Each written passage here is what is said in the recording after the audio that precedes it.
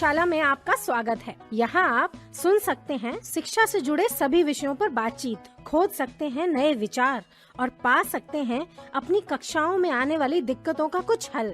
तो आइए कान लगाकर, मेरा मतलब है ध्यान लगाकर सुनिए चैटशाला। इस सत्र में अच्छा प्रदर्शन था और बेहतर किया जा सकता है। सुना सुनाया लग रहा है ना? क्योंकि मैंने तो ये वाक्य कक्षा 1 से 12 तक लगभग अपने हर रिपोर्ट कार्ड में देखा है और आपने ये वाक्य अपने छात्रों के लिए शायद इस्तेमाल भी किया होगा। बात दरअसल ये है कि मैंने ये वाक्य सिर्फ अपने रिपोर्ट कार्ड में नहीं देखा, अपने कुछ दोस्तों के रिपोर्ट कार्ड में भी देखा है, जो नंबर लाने में न ज्यादा अच्छे थे और न ज्यादा बुरे, जिसे हम आम भाषा में औसत कहते हैं। अब आप सोच रहे होंगे कि मैं इस वाक्य के बारे में इतनी चर्चा आखिर कर क्यों रही हूँ। इस वाक्य का इस्तेमाल करने में आखिर बुराई ही क्या है? आखिर ये बच्चों को प्रोत्साहित करने के लिए ही तो कहा गया है, पर ऐसा हर बार जरूरी नहीं है। और इस बात का एहसास मुझे तब हुआ जब मैंने रॉबर्ट बोल्टन की एक किताब में इस विषय के बारे में पढ़ा। रॉबर्ट बोल्टन द्वारा लिखी गई किताब पीपल स्किल्स से मैंने ये जाना कि किस तरह प्रशंसा हमारे और हमारे बच्चों के बीच संवाद टूटने की वजह हो सकती है। क्या आपने कभी सोचा है कि जब आप किसी बच्चे की इस तरह प्रशंसा करते हैं तो उसके दिमाग में क्या चलता है? आइए आपको मैं अपना ही उदाहरण देती हूँ। जब मैं स्कूल में पढ़ाई करती थी तो हर बार पीटीएम के दिन मुझे और मेरे माता पिता दोनों को ही पता होता था कि मेरी क्लास टीचर मेरे बारे में क्या बोलने वाली हैं। मुझे हमेशा से अंग्रेजी विषय में ज्यादा रुचि थी और इसलिए शायद मेरे नंबर उस विषय में अच्छे भी आते थे, पर गणित में काफी कम नंबर लाती थी मैं। और कई साल जब तक कि मैंने गणित में अपना प्रदर्शन नहीं सुधारा, हर क्लास टीचर हर पीटीएम में यही कहती थी, अंग्रेजी में तो इसके नंबर बहुत अच्छे हैं, पर गणित में नंबर कम है। इसे कहिए गणित में भी और मेहनत करें ताकि गणित में भी अच्छे नंबर आए। और हर साल मेरे माता पिता कक्षा से बाहर निकलते और यही बात दोहराते, बेटा तुम अंग्रेजी में इतने अच्छे नंबर लाती हो, गणित में भी थोड़ी और कोशिश करो ना। आप अंदाजा नहीं लगा सकते कि मुझे कितना गुस्सा आता था इस बात पर। मुझे हमेशा ये लगता था कि जिस विषय में मैं अच्छे नंबर ला रही हूँ उसके बारे में क्यों नहीं बात की जा रही, और अगर की भी जा रही है तो मेरे मनपसंद विषय की आड़ में मुझे एक ऐसे विषय में नंबर लाने के लिए कहा जा रहा है जो मुझे बिल्कुल समझ नहीं आता। और अब मुझे उससे घृणा भी हो रही है, क्योंकि गणित में कम नंबर की वजह से अंग्रेजी विषय में मेरी उपलब्धि पर कोई ध्यान ही नहीं दे रहा। पर मैं ये बात न तो अपनी टीचर्स को बोल पाती और ना ही अपने माता पिता को। ऐसी और ऐसी कई प्रकार की प्रतिक्रियाएं जो बच्चों को और आपको भी अपने काम पर मिलती हैं, उसे कहा जाता है प्रेजिंग इवैल्यूएटिवली, या सरल भाषा में कहें तो नाप तोल के सराहना करना। ये हम अपनी कक्षा में लगभग रोज ही इस्तेमाल करते हैं। आइए कुछ उदाहरण सुनते हैं। अरे वाह अफीफा, तुम्हारी लिखावट तो कितनी सुंदर है, कितनी सफाई से तुमने काम किया है। पर अगर तुम थोड़ी जल्दी लिखोगी ना तो और बेहतर होगा। उज्जवल, तुमने अपना काम तो जल्दी कर लिया, पर थोड़ी और सफाई से करते तो कितना अच्छा होता। जसमीत, तुम कितनी फुर्ती से दौड़ती हो। अगर तुम गणित की टेबल भी उतनी ही फुर्ती से याद करोगी तो मजा आ जाएगा। ये और ऐसी कितनी और बातें हैं जो हम अपने छात्रों को उन्हें प्रोत्साहित करने के लिए कहते हैं, ताकि वो कक्षा में और बेहतर प्रदर्शन दिखाएं। पर आपको ये जानकर हैरानी होगी कि ऐसी प्रशंसा बच्चों को प्रोत्साहित कम करती है, बल्कि ऐसी प्रशंसा से आपके और आपके बच्चों के बीच संवाद टूटता है। अब आप सोच रहे होंगे कि प्रशंसा से संवाद कैसे टूटता है। आइए जानते हैं कैसे।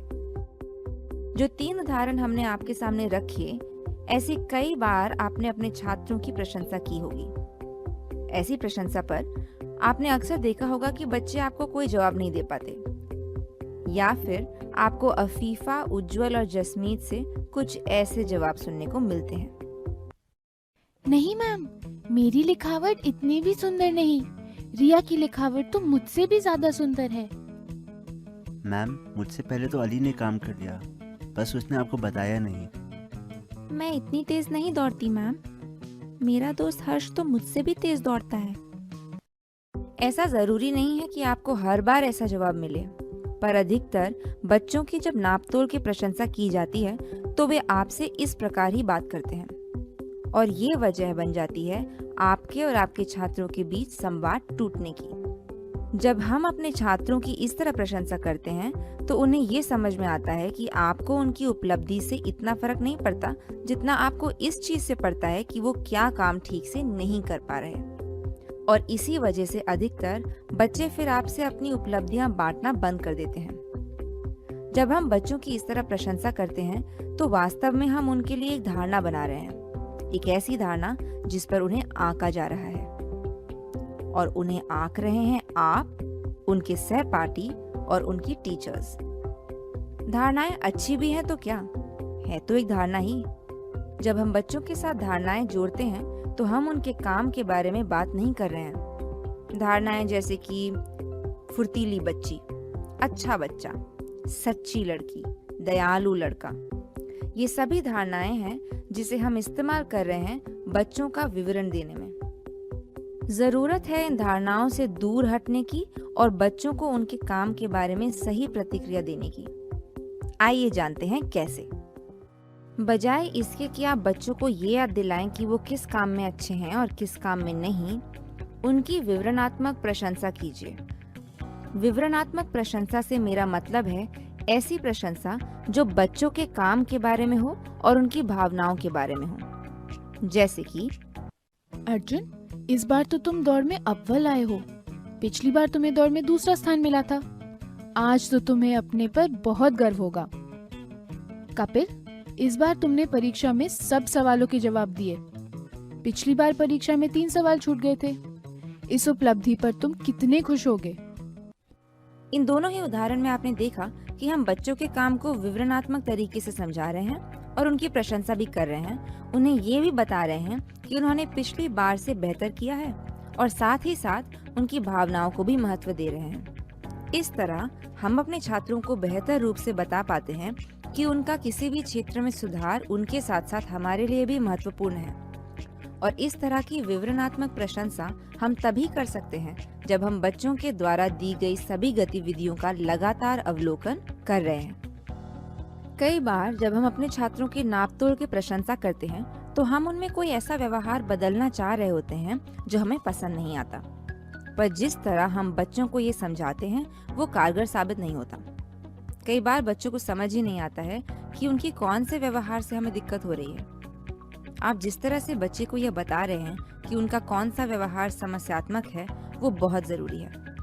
हम सभी की कक्षा में ऐसे बच्चे जरूर होते हैं जिनकी रुचि खेलकूद में ज्यादा होती है, और कई बार इस वजह से जब बच्चे अपने पसंदीदा खेल खेल रहे होते हैं उन्हें समय का अंदाजा नहीं होता, जिसकी वजह से वो आपकी कक्षा में देर से आते हैं। अब इसमें समस्या है कक्षा में देर से आना, न कि उनका कोई खेल खेलना।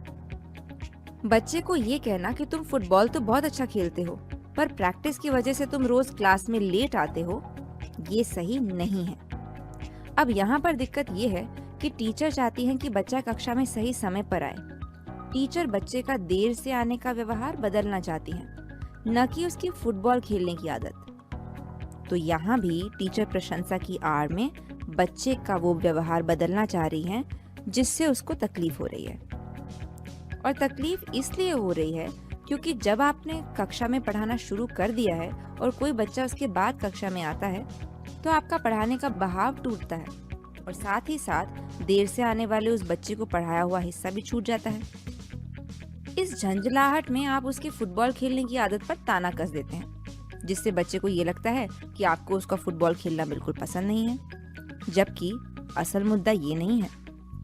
जिस व्यवहार को आप बदलना चाहते हैं उसे स्पष्ट रूप से बच्चे के सामने रखिए और ये बताना मत भूलिए कि इस व्यवहार से आपको महसूस कैसा होता है और इस व्यवहार से बच्चे के जीवन पर क्या असर पड़ रहा है, ये भी उनको समझाना जरूरी है। तो आप बच्चे को देर से आने पर ताना कसने के बजाय इस तरह बात कर सकते हैं, जब तुम कक्षा में देर से आते हो तो मुझे अच्छा नहीं लगता, क्योंकि इससे मेरे पढ़ाने का बहाव टूटता है और तुम पूरे पाठ को ठीक से नहीं समझ पाते हो। इस तरह आपने बच्चे को ये बताया कि उसके देर से आने से आपको तकलीफ क्यों होती है और उसके इस व्यवहार से उसके जीवन में क्या असर पड़ता है। इस बात का ध्यान रखना बहुत जरूरी है कि हम बच्चे को उस व्यवहार के बारे में ही बता रहे हैं, ना कि किसी चीज का निष्कर्ष निकाल रहे हैं। कक्षा में पढ़ाते समय आपने कई बार देखा होगा कि बच्चे आपकी बात सुन नहीं रहे, और इससे आपको परेशानी इसलिए होती है क्योंकि आपको ये लगता है कि अगर बच्चा आपकी बात ध्यानपूर्वक नहीं सुनेगा तो उसे पढ़ाए गए विषय के बारे में समझ ही नहीं आएगा, और आप गुस्से में कई बार उस बच्चे को ऐसी बातें कह जाते हैं। विज्ञान के पीरियड में तो तुम खूब मन लगा के पढ़ते हो, पर मेरे पीरियड में तुम हमेशा अपनी ही दुनिया में खोए रहते हो। अब आपके ये कहने से बच्चे को ये तो समझ आया नहीं कि आपको गुस्सा आखिर किस बात पर आया। इस बात को इस तरह भी तो कहा जा सकता है कि अगर तुम कक्षा में ध्यान से नहीं सुनोगे तो तुम्हें पढ़ाया गया विषय समझ नहीं आएगा। निष्कर्ष निकालने में आप मुद्दे की बात बच्चे को समझा नहीं पाते, और इस निष्कर्ष निकालने की प्रतिक्रिया में बच्चे की भावनाओं को ठेस लगने की संभावना बढ़ जाती है। बच्चे के व्यवहार को सकारात्मक रूप से बदलने के लिए आपको इस बात का ध्यान अवश्य रखना पड़ेगा कि आप उनकी भावनाओं को ठेस नहीं पहुंचाएं। अगर बच्चे की भावनाओं को ठेस पहुंचती है तो बच्चा कतराएगा आपसे बातचीत करने में, और इस वजह से आपके और बच्चों के बीच संवाद कम हो जाएगा। अब आप बच्चों का कोई व्यवहार संवाद से बदलना चाह रहे हो तो जितना संक्षेप में ही कह पाएं उतना बेहतर। उसी व्यवहार के बारे में बात करें जिससे आपको परेशानी का सामना करना पड़ रहा है, न कि और चीजों की बात करें जिससे उस व्यवहार का कोई लेना देना ही नहीं। बच्चे की किसी ऐसी उपलब्धि का सहारा न लें जिसका उस व्यवहार से संबंध नहीं जिसे आप बदलना चाहते हैं। अब बच्चे को ये कहना कि किसी प्रतियोगिता में उसने बहुत अच्छा प्रदर्शन दिखाया पर कक्षा में गतिविधि में तुम हिस्सा ही नहीं लेते, ये ना आपकी किसी समस्या का हल देगा और ना ही बच्चे की कोई मदद करेगा। बच्चे को ये बताइए कि कक्षा में गतिविधि में हिस्सा लेने से तुम अपने सहपाठियों के साथ अवधारणा को बेहतर रूप से समझ पाओगे। हमें कक्षा में हमेशा कोशिश करनी चाहिए कि किस तरह हमारा संवाद बच्चों से बना रहे। एक संवाद ही ऐसा जरिया है जिससे हम बच्चों को और बेहतर रूप से जान पाएंगे, और संवाद में प्रशंसा का इस्तेमाल होना चाहिए।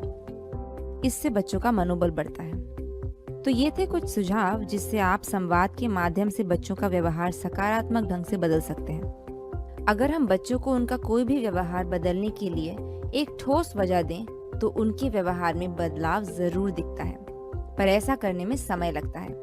बच्चों के साथ इस तरह का संवाद नियमित आधार पर करें। ये अपेक्षा ना रखें कि अगर आपने एक दो बार सही तरीके से बच्चों को उनकी समस्यात्मक व्यवहार के बारे में बताया है तो तुरंत ही उसमें बदलाव आ जाएगा।